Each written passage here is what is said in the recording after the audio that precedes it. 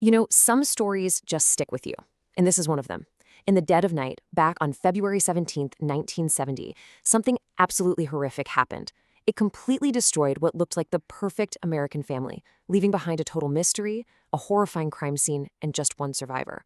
A survivor who would become one of the most controversial figures in true crime history. We're talking, of course, about Captain Jeffrey MacDonald. It all starts with this call. Imagine, it's 3:42 in the morning. A dispatcher at Fort Bragg picks up, and this is what they hear. Just a faint, desperate voice. Barely a whisper, really.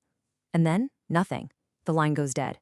That call, right there, was the first sign of the absolute nightmare that was unfolding. So the military police rush over to 544 Castle Drive. When they get there, everything's quiet, the house is locked up tight. They eventually find an unlocked back door and go in. And what they walked into, well, it would go down as one of the most chilling and infamous crime scenes in American history. No exaggeration. Okay, so let's break down what they found, starting in the master bedroom. And just a warning, this is brutal. It was a complete bloodbath. Colette MacDonald, who was pregnant, by the way, was on the floor dead. Her husband, Captain Jeffrey MacDonald, a respected Green Beret doctor, is right there next to her, moaning. And then, scrawled on the headboard in blood, is the word pig. You have to remember this is not long after the Manson murders, so that word, it sent a shiver down everyone's spine. And if you can believe it, the horror didn't stop there. Down the hall, in the children's rooms, both of their little girls, 5-year-old Kimberly and 2-year-old Kristen, had been murdered. Just brutally killed in their own beds. They were tucked in, almost like they were just sleeping, but the scene was just savage. And amidst all that chaos, there's this one single bloody footprint on the floor. I mean, just look at these numbers. It's hard to even wrap your head around the level of violence here. We're not talking about a single act. The autopsy showed a total frenzy. Multiple weapons were used, knives, an ice pick, even a club. Colette had more than 40 separate wounds. And little Kristen, just 2 years old, was stabbed over 30 times. It's just incomprehensible brutality. So in the middle of all this death and destruction, there's one person left alive who can say what happened. And that's Captain Jeffrey MacDonald. From his hospital bed, he tells investigators this absolutely terrifying story about a home invasion. And this is the heart of his story. He says he was attacked by a group of, his words, drug-crazed hippies.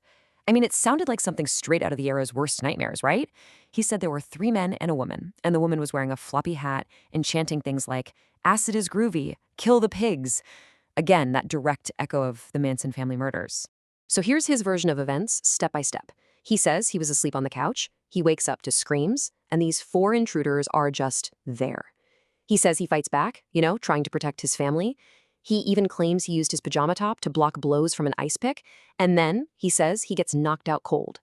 When he comes to, they're gone, and his entire family is dead. Now, to really get why this was such a massive shock, you have to understand who this family was. I mean, they were the picture-perfect, all-American family, the kind of people you see in magazines. Friends literally described them as being so normal, so happy. And their love story? It was like something out of a movie. They met back in junior high school sweethearts. This letter from Colette to Jeffrey when they were in college really shows you the kind of bond they had. They married young and were building this life that to everyone on the outside just looked absolutely perfect. Of course, this whole unbelievable story was made famous by Joe McGinnis's book, Fatal Vision. It was a massive bestseller, and for good reason.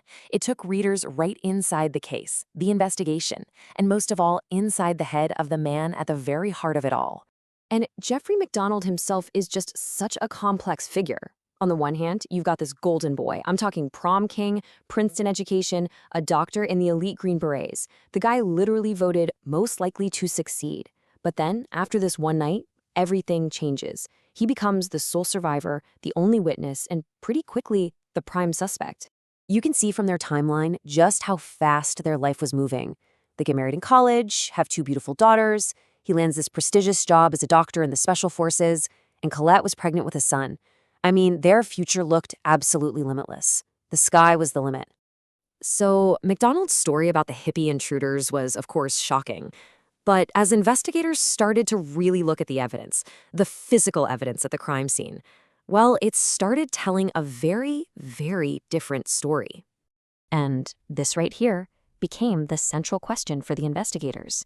Did the evidence actually line up with MacDonald's story of this chaotic, violent struggle against four attackers? Because the more they looked around that apartment, the more they felt that something was just off, deeply off. Think about it. A life or death fight with four people. You'd expect total chaos, right? But the apartment was weirdly tidy. Yeah, a coffee table was knocked over and a plant was spilled, but that was pretty much it. The dining room right next door, untouched. Plates were still sitting perfectly in the china cabinet. It just didn't feel like the scene of a brutal, out-of-control fight. And then there's this number, 48. Remember that number because it is absolutely critical. So that pajama top he said he used to fend off the ice pick, it had 48, count 'em, 48, neat round holes in it. But here's the kicker. Jeffrey MacDonald had 0 corresponding wounds on his body, not one. So the big question became, how on earth does the shirt get stabbed 48 times, but the man wearing it doesn't? And it didn't stop there. The forensics started piling up. They found tiny blue threads from his pajama top underneath his wife's body, and even under his daughter Kristen's fingernail. That suggests the top was torn before it was draped over Colette. Then you've got the weapons they found outside. They'd all been wiped clean. And maybe strangest of all, a piece of a surgeon's glove, the kind he would have had in the house, was found with blood on it. The pieces just weren't fitting together. So with this huge pile of evidence that just flat out contradicted his stories, the case started to shift. It went from being about a tragic home invasion to being a really deep, dark psychological puzzle. And at the center of that puzzle, one man. And that brings us back to the title of the book, Fatal Vision. It actually comes from Shakespeare's Macbeth.